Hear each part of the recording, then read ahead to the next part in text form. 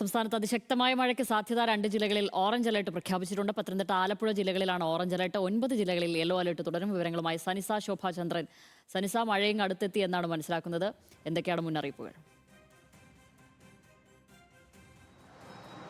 ഷമലി, വരുന്ന 26 തന്നെ സംസ്ഥാനത്ത് കാലവർഷം എത്തുമെന്ന മുന്നറിയിപ്പാണ് കേന്ദ്ര കാലാവസ്ഥാ വകുപ്പിൽ നിന്നും ലഭിക്കുന്നത്. ഈ 26-ന് 4 ദിവസം മുൻപോട്ടോ പിൻപോട്ടോ ആയിട്ടായിരിക്കും കാലവർഷം എത്തുക. 4 ദിവസം മുൻപേ തന്നെ കാലവർഷം എത്താനുള്ള ഒരു സാധ്യതയും കൂടിയുണ്ട്. അതിനനുസരിച്ച് സംസ്ഥാനത്തെ കാലാവസ്ഥയിൽ വലിയ വ്യതിയാനം തന്നെയാണ് ഉണ്ടായിരിക്കുന്നത്.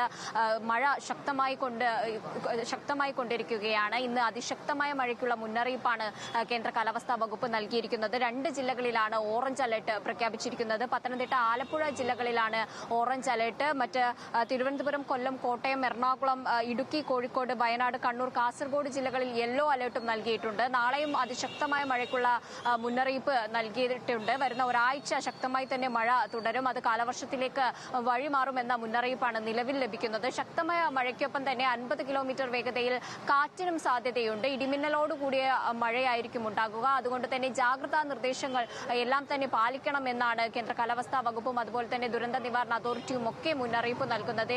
ഈ മഴ കഴിഞ്ഞ ദിവസങ്ങളായിട്ട് മഴ ഒന്ന് കനത്തു വരികയാണ്. അതിന്റെ അടിസ്ഥാനത്തിൽ ഇന്ന് തിരുവനന്തപുരത്തെ അരുവിക്കര ഡാമിന്റെ ഒക്കെ ഷട്ടറുകൾ തുറന്നിട്ടുണ്ട്. 1, 2, 5 ഷട്ടറുകളാണ് തുറന്നത്. 10 സെന്റിമീറ്റർ വീതമാണ് ഷട്ടറുകൾ തുറന്നത്. അങ്ങനെ ജലസംഭരണികളിലൊക്കെ വെള്ളം എത്തുന്ന ഒരു സാഹചര്യമാണ് നിലവിൽ. ഈ താപനില വലിയ രീതിയിൽ ഉയർന്ന സാഹചര്യം വന്നപ്പോൾ പല ജലസംഭരണികളും വറ്റി വരണ്ടിരുന്നു.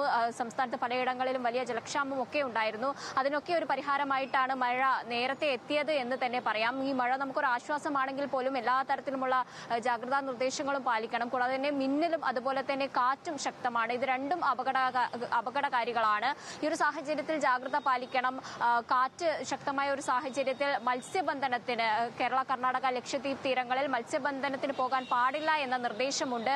കൂടാതെ തന്നെ ഇടിമിന്നലുള്ള സാഹചര്യത്തിൽ പരമാവധി പുറത്തിറങ്ങുന്നത് ഒഴിവാക്കണം. ഈ കാറ്റ് വർദ്ധിക്കുന്ന ഒരു സാഹചര്യത്തിൽ ഈ മരങ്ങൾ പൊട്ടി വീഴാൻ സാധ്യതയുണ്ടെങ്കിൽ അത്തരം കാര്യങ്ങളിലൊക്കെ ഒരു മുൻകരുതൽ എടുക്കണമെന്ന നിർദ്ദേശമാണ് നിലവിൽ ലഭിക്കുന്നത്. ശ്യാമലി, ശരി, അതിശക്തമായ മഴയാണ് വരാനുള്ളത്. അതുകൊണ്ട് തന്നെ ജാഗ്രത പാലിക്കണം എന്നാണ് സനിസ ശോഭാചന്ദ്രൻ ഇപ്പോൾ റിപ്പോർട്ട് ചെയ്യുന്നത്. ഇനി ചില